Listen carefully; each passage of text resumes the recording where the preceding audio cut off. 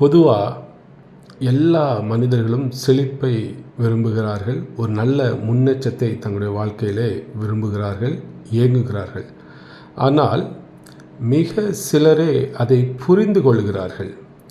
இது அநேக இடங்களிலே சொல்லப்படுவது இல்லை. ஆனால் இன்றைக்கு ஆண்டவருடைய கிருபையினாலே நாம் இதை குறித்து இந்த நாளிலும் தியானிக்க இருக்கிறோம்.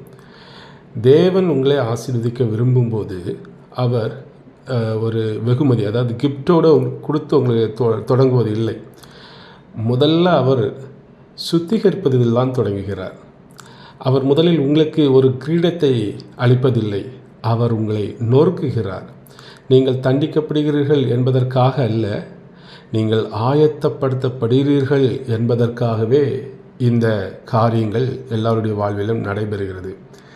இது எல்லாருன்னா கிறிஸ்துவால் முன்குறிக்கப்பட்டவர்கள், தெரிந்தெடுக்கப்பட்டவர்கள், அவருடைய அழைப்பை பெற்றவர்களுக்கு இது நடைபெறுகிறது.